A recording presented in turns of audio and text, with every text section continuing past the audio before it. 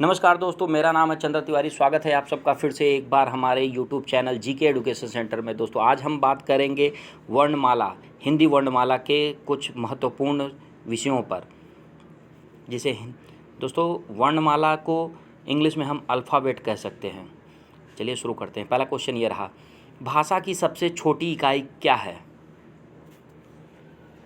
इसका सही उत्तर है वर्ण। भाषा की सबसे छोटी इकाई वर्ण है। अगला प्रश्न यह रहा, वर्णमाला किसे कहते हैं? इसका सही उत्तर है ऑप्शन डी, वर्णों के व्यवस्थित समूह को।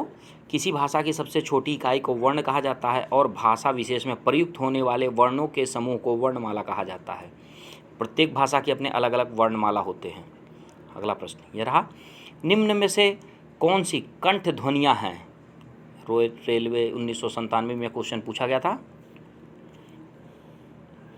इसका सही उत्तर है ऑप्शन 1, क और ख, घ कंठ ध्वनियाँ हैं। अगला प्रश्न यह रहा, स्थान के आधार पर बताइए कि मूर्धन्य व्यंजन कौन से हैं? दोस्तों रेलवे 1997 में यह प्रश्न पूछा गया था। इसका सही उत्तर है ऑप्शन सी, ड और ढ मूर्धन्य व्यंजन यानी रेट्रोफ्लेक्स कॉन्सोनेंट। ऐसे किरीट व्यंजन यानी जिह्वा के लचीले के सामने के हिस्से के उच्चारित होते हैं, उसे जिह्वा द्वारा वत्स्य कटक तथा कठोर तालु के बीच उच्चारित होते हैं। इनमें ट, ठ, ड, ढ, अड़ शामिल होते हैं। अगला प्रश्न यह रहा, निम्न में से अल्प प्राण वर्ण कौन से हैं? रेलवे 1997 में क्वेश्चन पूछा गया था। इसका सही उत्तर है क और ग। अल्प प्राण व्यंजन वह व्यंजन होते हैं जिनमें बहुत कम वायु प्रवाह से बोला जाता है, जैसे कि क, ग, ज, प।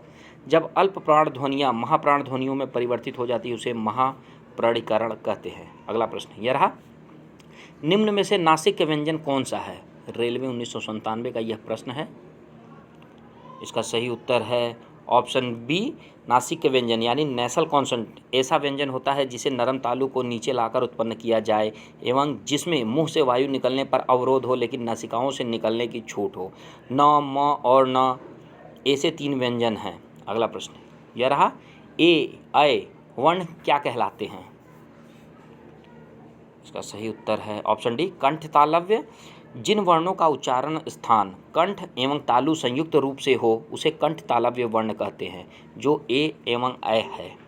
अगला प्रश्न यह रहा, हिंदी वर्णमाला में आयोगवाह वर्ण कौन से हैं? रेलवे 1997 और टीजीटी 2014 में यह प्रश्न पूछा गया था। इसका सही उत्तर है अंग, आह।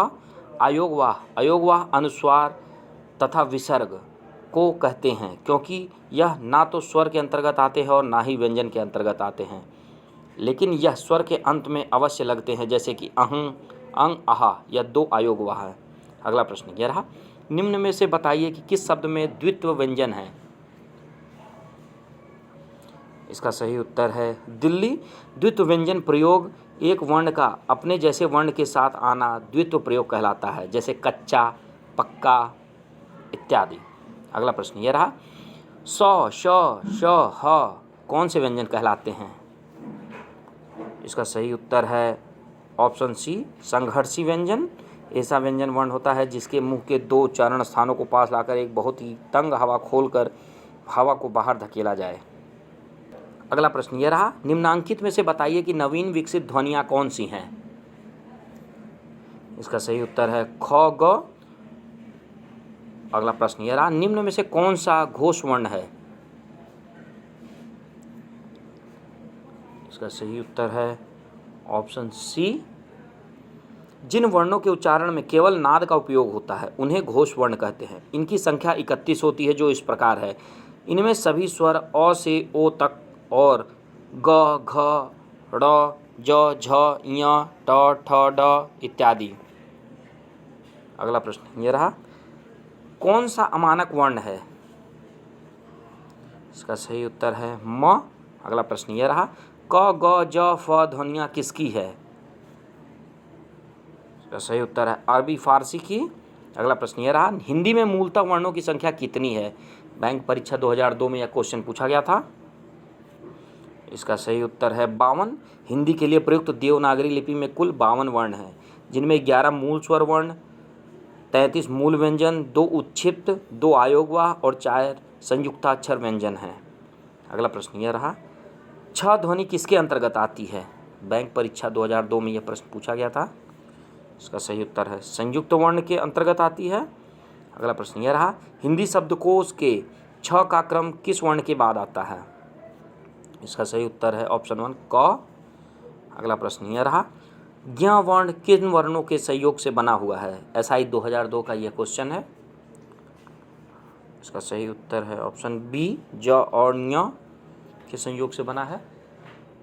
अगला प्रश्न यह रहा, अघोष वर्ण कौन सा है?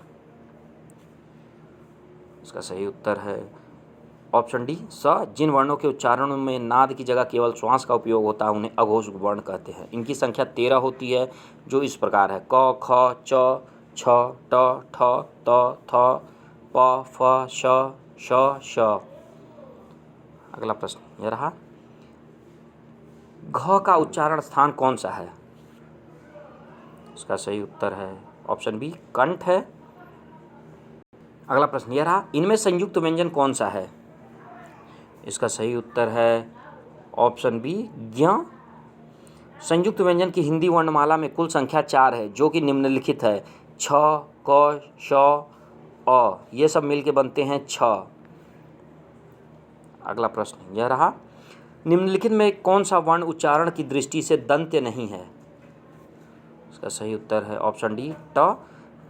वह वर्ण जिसका उच्चारण दांतों की सहायता से होता है दंत्य नहीं है। अगला प्रश्न यह रहा, जिन शब्दों के अंत में अ आता है उन्हें क्या कहते हैं? इसका सही उत्तर है अकारात। जिन शब्दों के अंत में अ आता है उन्हें अकारात कहते हैं। अनुस्वार एक व्यंजन ध्वनि है जो तत्सम शब्दों में प्रयुक्त होती है। अगला प्रश्न यह रहा, छ वर्ण किसके योग से बना है? इसका सही उत्तर है क और श के। अगला प्रश्न यह रहा, हिंदी वर्णमाला में स्वरों की कुल संख्या कितनी है? इसका सही उत्तर है 11 है। अगला प्रश्न यह रहा, निम्नलिखित में कौन सा स्वर नहीं है? इसका सही उत्तर है ञ। अगला प्रश्न यह रहा, निम्नलिखित में कौन ट वर्ग नहीं है? इसका सही उत्तर ऑप्शन डी, घ। ट वर्ग में घ नहीं है, बल्कि घ क वर्ग के अंतर्गत आता है। अगला प्रश्न यह रहा, हिंदी वर्णमाला में व्यंजनों की संख्या कितनी है? इसका सही उत्तर है ऑप्शन सी, 33। वर्णों के समूह को वर्णमाला कहते हैं, जिनमें 48 वर्ण होते हैं और 11 स्वर होते हैं। अगला प्रश्न यह रहा, निम्नलिखित में से कौन सा पश्च स्वर है? इसका सही उत्तर है आ। पश्च स्वर मतलब जिन स्वरों के उच्चारण में जिह्वा का पिछला भाग सक्रिय रहता है उन्हें पश्च स्वर कहते हैं, जैसे आ, उ, बड़ा ऊ, ओ, औ, आ। अगला प्रश्न यह रहा, निम्नलिखित में से कौन सा आयोगवाह है? प्रयोक्ता परीक्षा 2006 में पूछा गया था। इसका सही उत्तर है विसर्ग। आयोगवाह अनुस्वार और विसर्ग को कहते हैं, क्योंकि यह ना तो स्वर के अंतर्गत आता है और ना ही व्यंजन के अंतर्गत आते हैं। दोस्तों, इसी के साथ आज की वीडियो यहीं समाप्त करते हैं। आशा करते हैं आज की जानकारी आपको अच्छी लगी होगी। अगर आपको आज की दी हुई जानकारी अच्छी लगी तो प्लीज़ वीडियो को लाइक करें और हमारे चैनल को सब्सक्राइब करके नोटिफिकेशन बिल दबा दें। धन्यवाद।